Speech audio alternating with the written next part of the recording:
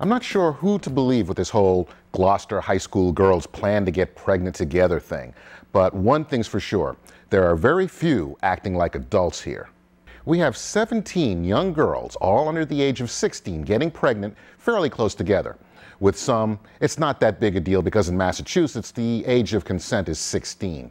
I say it's not that big a deal only because with those 16-year-olds, statutory rape is not applicable here. It is a big deal because as happy as some of these girls reportedly were because they did get knocked up, their lives, as well as those around them, are screwed.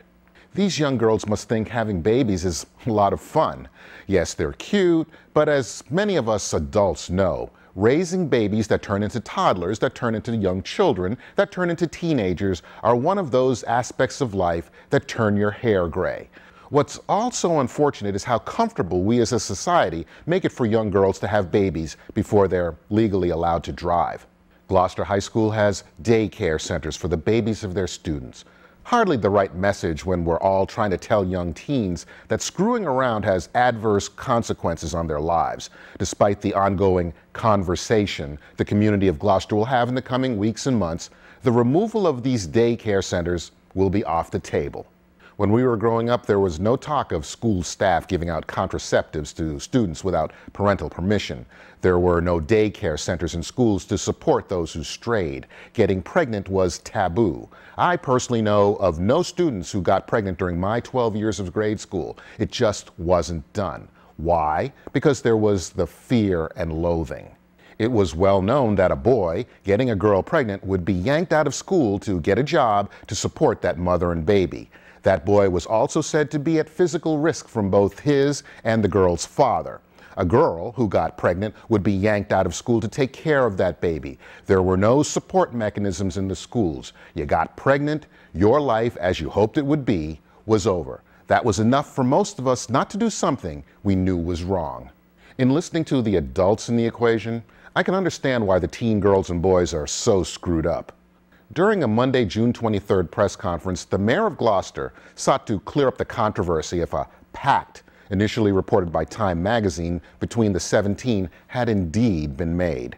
We have no evidence from people who work in the schools and who work with these children that there was a pact. Maybe she missed something, but when there are reports of young girls being bummed out after several visits to the school's health facilities at not being pregnant, that should have raised as much of a red flag as having some of those girls being elated and high-fiving each other upon receiving news of the more desired result.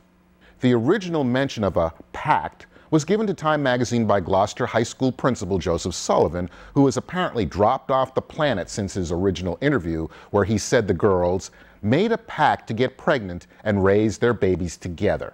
Mayor Kirk, when asked about the conflicts and stories by city and school officials and Sullivan, she responded that he was foggy in his memory of how he heard about the information. When we pressed him for specifics about who told him, when was he told, his memory failed. Here we have the biggest story to hit Gloucester since the perfect storm, and a principal player, pardon the pun, is truant. Public school districts are notorious for putting their best faces forward as they are in need of students, revenue, to stay fiscally afloat. Negative incidents are swept under the rug whenever possible. That said, you have a principal here who says there was a pact of young girls getting pregnant who is now unavailable for comment, and a group of local politicians who claim the agreement never happened. If that's the case, someone's not telling the truth. When I was in high school, there were girls that talked about having kids together. This former Gloucester High School student who didn't want to show her face says she thinks the so-called pact that has put Gloucester in the nation's spotlight is true, and she fully supports Principal Joe Sullivan's claims. He's right in letting everyone know what's going on. It's an issue that needs to be addressed. She's not alone in the counter to the officials' claim that no pact existed. A number of the girls who came in to have pregnancy tests were glad to hear they tested positive, and to me, one of the more troubling points, really disappointed when their test came back negative. Even more troubling is that now, instead of the shame and embarrassment that pushed all involved into a cave, some of the pregnant teens actually believe they're celebrities. There was definitely no pact. There was a group of girls who decided that they were already pregnant before they decided this. Big difference. Yeah, that they were gonna help each other with their kids so they could finish school and raise their kids together. You know, to do the right thing was their decision, not let's get pregnant like as a group.